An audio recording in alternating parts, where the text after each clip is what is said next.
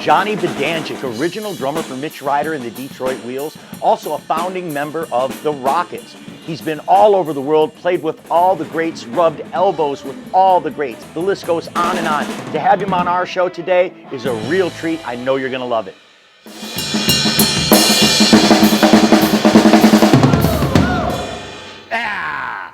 Johnny Badanjek, ladies and gentlemen, in the Brandon Township Firehouse with this beautiful fire truck behind us. Make some noise for him, folks. Come on. So Johnny, I wanted to talk to you. I wanted to sit here on this fire truck. Tell us what's in the works. I mean, I know you're an accomplished painter. I wanted to talk to you about that. What inspires you artistically anymore these days? I mean, you've done so many things. What's left? What still inspires you? Basically, it's to just keep working, to keep busy.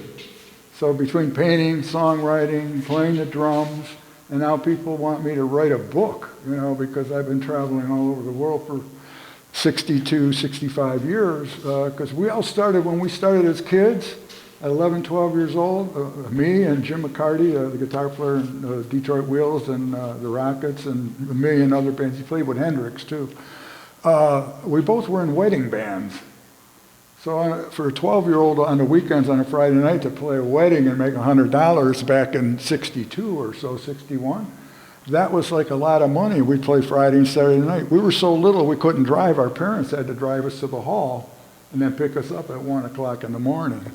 And then we stayed with it. And our first band, my father owned a bar. He worked for a company, a tool and die company that moved to Kentucky.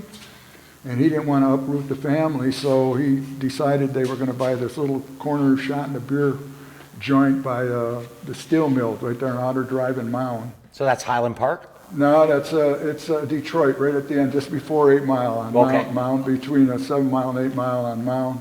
And people be lined up out there, all the workers at 7 in the morning for a shot and a beer and stuff. But McCarty lived 3 blocks away, and his father would come over there.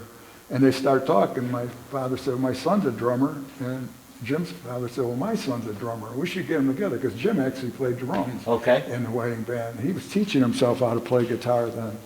And he's a very well-known, world-renowned guitar player. Like I was talking to the chief earlier saying that, like Eric Clapton, Jeff Beck, all the guitar players, the English guitar players, because we were the first band that started having hit records in 64, 65, and that was before they came out with like the Who and Cream and that in 67, so they were well aware of our music, and they really respected Jim, so we all became good friends. Well, the Beatles were just hitting at that time, right? The whole British invasion was coming at that time. We met Mitch downtown in Detroit at a place called The Village.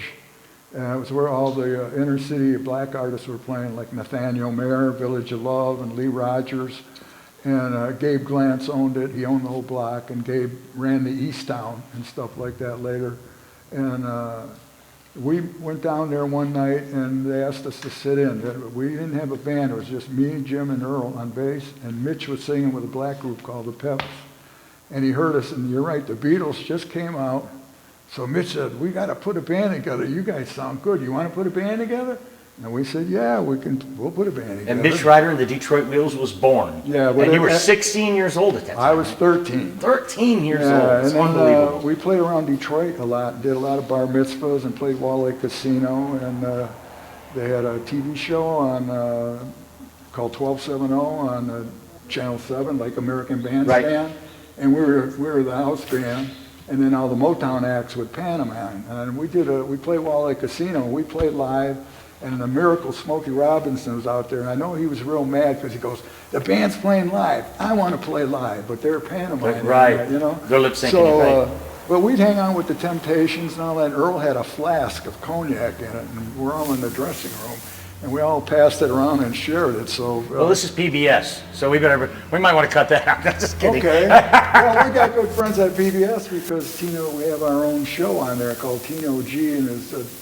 Tino G and his, I'm trying to think of the whole name because he's got so many bands. Right. But it's talking they've been on there a lot with Don Was and all that stuff. So Just a couple more questions. One personal for me. I was reading the liner notes of the Rockets' Turn Up the Radio album, which came out in 1979, and I noticed that the dedication on the record was to Steve and Cassie Gaines and Ronnie Van Zant from Lynyrd Skynyrd, who died tragically, of course, in an airplane accident a couple of years before that. Can you kind of recant that, and what possessed you guys to dedicate the album to those? Well, we great were good musicians? friends with Steve and Cassie. Okay. McCarty was in Memphis after he left Cactus, and he called me up and he goes, "What are you doing?" I said, "Well, I just got back from recording with Edgar Winter, and being in Edgar Winter's group, I played drums on Free Ride, and we all had a real good time." And I said, "Why don't you come home where you belong, and we'll put a band together?" So he came home from Memphis, and he brought Mark Marcano, who eventually was our piano player, and Steve and Cassie Gaines. And that's when I met them, because they were friends of Jim's girlfriend, Cheryl.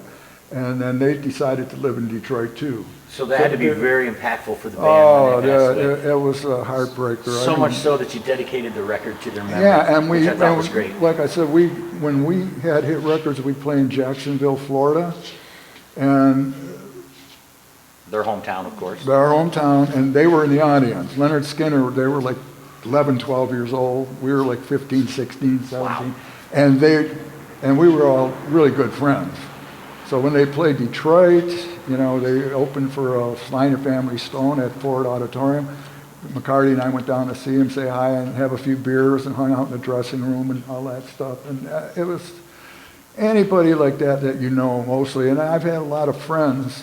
You know, you look at Facebook, and it's like the new obituary, you know, say, "Rest in peace." And I go, I just lost my keyboard player, Brett Tuggle, who played in the Detroit band with us, and Mitch, and lived here in Detroit with Steve Hunter and that. He passed away last year, and he moved to LA, and he played 7 years with David Lee Roth, 7 years with Rick Springfield, played with Jimmy Page, he played with Belinda Carlisle, and they played the last 18 years of his life with Fleetwood Mac. Wow.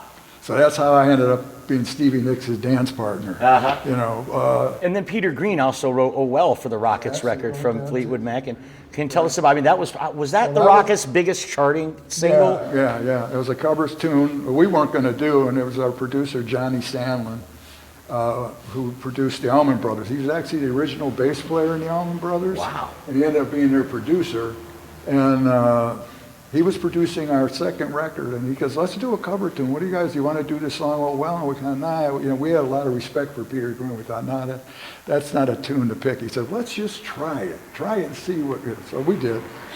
And it sounded really good. So Yeah. we kept it on. It's got new legs compared to the original, right? I mean, when you guys play it, give it a new bounce. That was really awesome. So I want to talk real quick. Where can our audience check out what Johnny B's doing now?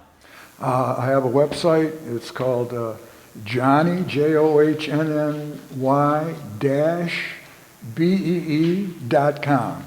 Johnny-B.com. Yeah, BEE. And all you can even just Google Johnny B or something, and it all comes up, and then you go to that. And can they look at your art from there too? Yeah, there's some art on there. And there's a page, a scrapbook page. Oh, wow. And there's a news page. And the scrapbook page has pictures of, you know, Richard Ringo asked me when he was here with the All-Stars a long time ago at Pine Knob that if I wanted to sit in and play a little help with my friends or Yellow Submarine or both. Uh-huh. And I said, I'll At play with Meadowbrook. both. Yeah, at Pine Knob. Oh, it's at Pine Knob. Pine Knob. And that was one of his earlier first ones. And he had Nils with him. And Nils Lofgren. it was great. And his son was playing drums, Zach, who plays with The Who and Oasis. Right, And, gotcha. It was tremendous, you know, and Seeger's, Bob was there that night. Bob So Seger. there's a picture, I'm playing Ringo's drums and we're doing Yellow Submarine, and Bob's going, "Damn it, B's a Beatle now." Johnny Badanjek, ladies and gentlemen, it's an honor to have you here on the show, Johnny. Such great stories. Go to JOHNNY-BEE.com. Check out what Johnny's doing. Check out his song, Fire Engine Man, that we did right here in Brandon Township on the Melody Grill, where food and music come together. Johnny B, ladies and gentlemen.